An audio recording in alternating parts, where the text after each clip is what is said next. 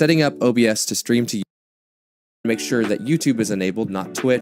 Once we open OBS, make sure that you go up to the Help tab and click Check for Updates. These updates are going to improve functionality, bug fixes, and also are going to add new features in order to make streaming to YouTube and Twitch a lot easier. In order to get connected to YouTube, you need to go to the Settings section, and you need to hit the Stream tab.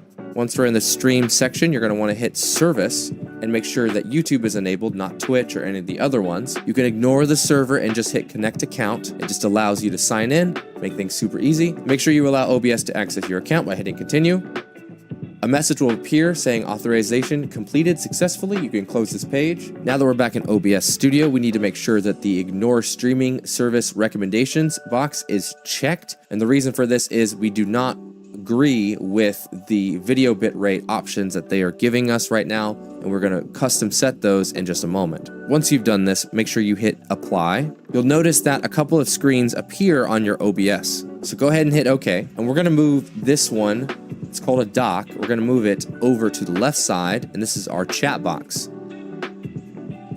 And it could slip right in there. You can put it anywhere you want, but I recommend obviously left or right. That makes the most sense to me. You'll also notice the live control panel is now enabled as well. In order to use this, we need to sign in again, but once we do, it'll have some neat features to it. So go ahead and sign in.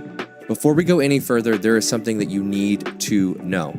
YouTube requires that in order for you to start live streaming, you have to wait a 24-hour period of time to go through a verification process.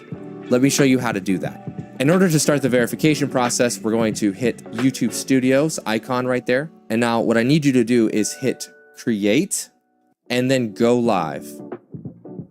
And you will see a timer appears on the screen to let you know that to start live streaming, you have to wait a 24-hour period of time to go through a verification process. Let me show you how to do that.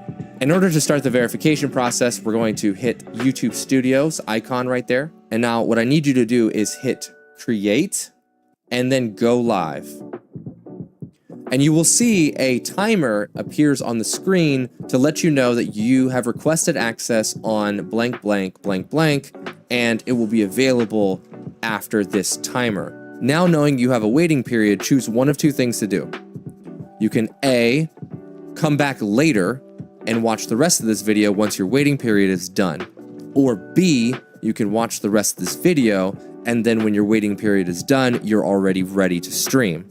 I'll let you decide that, and I'm gonna keep going. If your page has a request button on it to start this countdown, make sure you hit that before you do whatever it is you're going to do. Title, your description, your privacy to public, unlisted, or private. You could even set your category to gaming, film, autos, etc., etc. I would highly recommend for most of you that you're going to want to say no, it's not made for kids. So whatever you're doing is probably not made for kids. Also, it affects monetization ability. You can add your stream thumbnail as well here, and additional settings including latency, normal, and low are generally fine. I would always enable DVR. This allows for your stream to be recorded and then posted to YouTube. I recommend for most of you that you're going to set a more button, and it will tell you basically the same thing that I was telling you already. Once your channel is unlocked, go ahead and hit the Manage Broadcast button. In the Manage Broadcast section, you can set a lot of different settings, including your title, your description, your privacy. You can hit the Learn More button, your privacy to public, unlisted, or private. You could even set your category to gaming, film, autos, etc., etc. I would highly recommend for most of you that you're going to want to say no.